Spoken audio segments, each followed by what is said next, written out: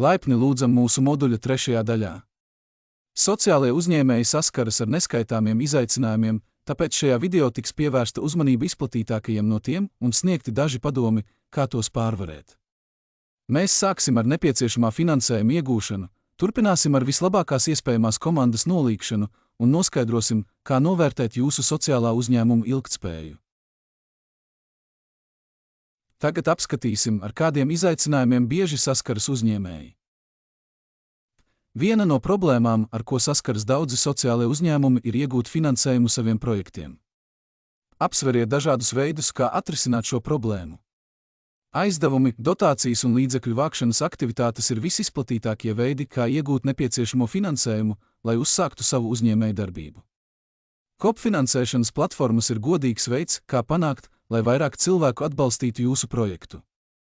Varat arī izpētīt ietekmes ieguldījumus un sociālā riska kapitāla investēšanas iespējas, lai pārliecinātos, ka kāds no finansējuma veidiem atbilst jūsu izvēlētajam mērķim. Konsultējieties ar finanšu ekspertiem, lai tie palīdzētu jums izprast situāciju un saņemtu padomus par visveiksmīgāko finanšu piesaistes veidu. Ir svarīgi pārliecināties, ka veidi, kā jūs plānojat pelnīt naudu, ir ne tikai finansiāli reāli, bet arī atbilst jūsu galvenajam mērķim. Sociālie uzņēmēji var veiksmīgi piesaistīt finansējumu saviem projektiem, saglabājot finansiālo līdzsvaru un izmantojot dažādus finansējuma avotus. Finanšu plānošana ļauj uzņēmējiem prognozēt sava sociālā biznesa uzsākšanai un uzturēšanai nepieciešamo finanšu daudzumu un laiku. Tas palīdz uzņēmumu īpašniekiem izlemt, vai ir vērts tērēt laiku un naudu kādām specifiskām aktivitātēm, izprast naudas plūsmu, kā arī samazināt ārējo investoru ietekmi, ja tāda ir uzņēmumā. Plānošana dažādām situācijām un rezerves plānu izveide ir arī būtisks aspekts finanšu pratībā. Finanšu pratība ir patiešām svarīga uzsākot sociālo biznesu.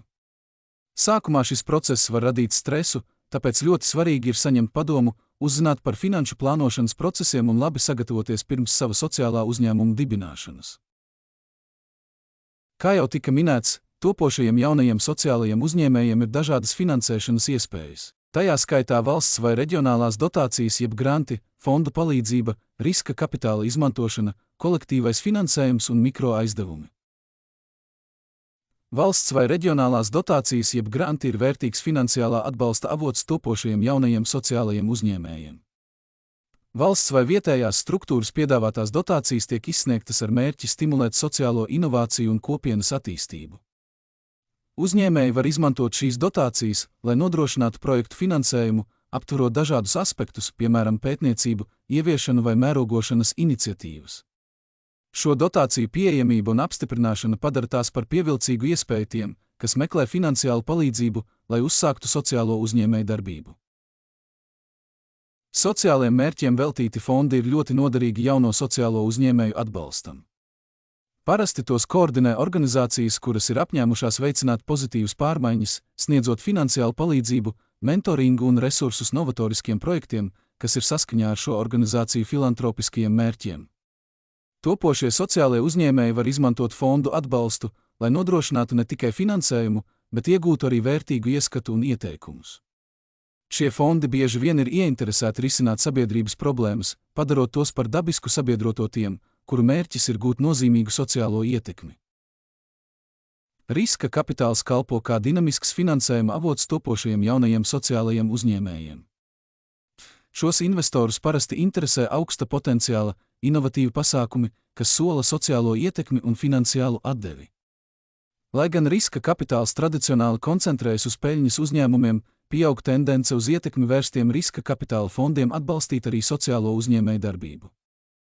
Uzņēmējiem, kas meklē riska kapitālu, jābūt gataviem demonstrēt savu sociālo uzņēmumu mērogojamību un ilgtspējību, pielāgojot savus mērķus ar investoru prasībām. Kopfinansēšana ir populāra un pieejama finansēšanas iespēja topošajiem jaunajiem sociālajiem uzņēmējiem. Šī metode ietver nelielu naudas summu piesaisti no daudziem cilvēkiem, tam bieži izmantojot tiešsaistes platformas. Kopfinansēšanas platformas nodrošina uzņēmējiem iespēju prezentēt savus sociālos pasākumus plašai auditorijai ar mērķi sniegt finansiālu ieguldījumu. Šis process demokratizē līdzekļu vākšanu, ļaujot ikvienam atbalstīt sociālās iniciatīvas.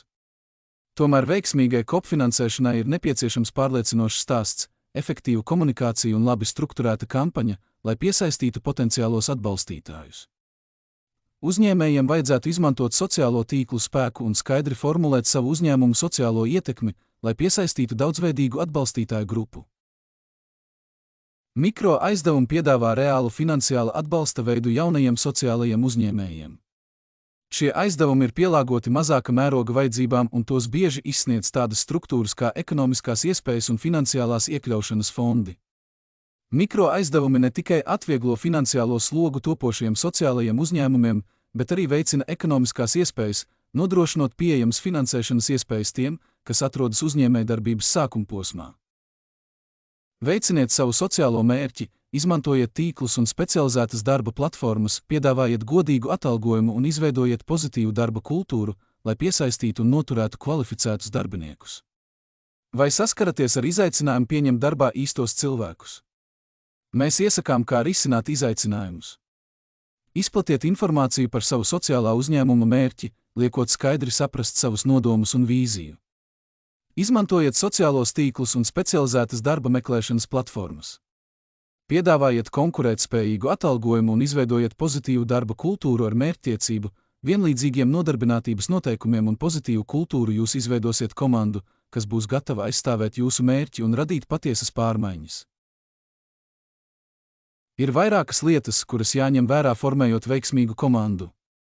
Pirmkārt, nosakiet lomas un prasmes, kas nepieciešamas jūsu sociālajam biznesam, nodrošinot, ka jūs vispusīgi saprotat nepieciešamās zināšanas. Otrkārt, identificējiet aizrautīgas personas, kuras tic jūsu sociālajai misijai un kurām ir dažādas prasmes, kas viena otru papildina.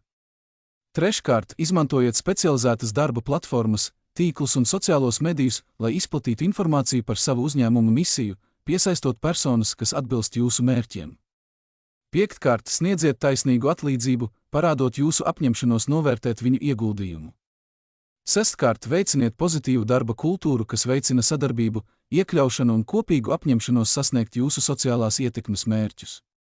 Septītkārt, pieņemšanas darbā procesā veiciet rūpīgas intervijas un apsveriet praktisku uzdevumu nepieciešamību, lai novērtētu kandidātu spēju un kultūras piemērotību.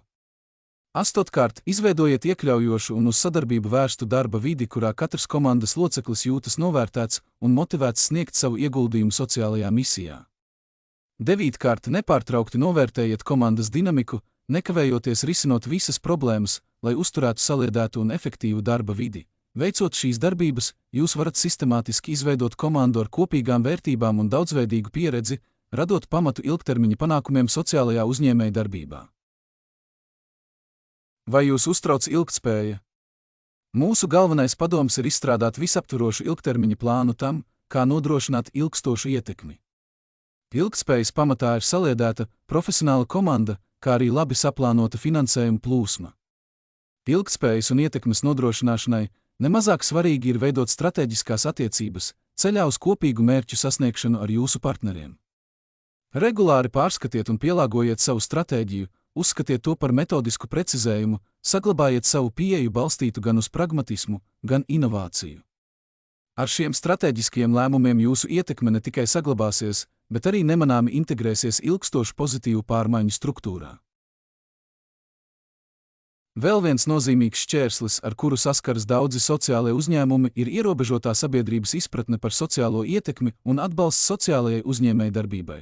Sociālie uzņēmēji ļoti bieži iesaistās sarežģītu sociālo jautājumu risināšanā, kuri bieži ir atstāti novārtā. Līdz ar to ir būtiski palielināt sabiedrības izpratni par savām iniciatīvām, nodrošināt atbalstu no ieinteresētajām personām, tostarp potenciālajiem investoriem, ziedotājiem un brīvprātīgajiem. Ir arī iniciatīvas, kuras kopienas ļoti negribīgi uztver un tās tiek uzskatītas par apdraudējumu viņu drošībai un ierastajai kārtībai. Tas ir šķērslis, kas jāpatur prātā un jābūt gatavam pārvarēt. Tāpēc ir tik svarīgi rūpīgi plānot un apzināties savas kopienas domāšanas veidu. Informējiet apkārtējos cilvēkus par jūsu idejām un mērķiem un iesaistiet viņus savās aktivitātēs, lai nodrošinātu ilgstošu ietekmi. Šie šķēršļi var izraisīt zināmu neveiksmi. Lai cik grūti tas nebūtu, šī ir mācība, no kuras jāmācās izmantot to kā atskaites punktu turpmākiem centieniem. Analizējiet punktu pa punktam, kas nenostrādāja, izmantojiet savu tīklu, lai apspriestu iespējamos scenārijus, lūgtu palīdzību un esiet neatlaidīgi šajā procesā.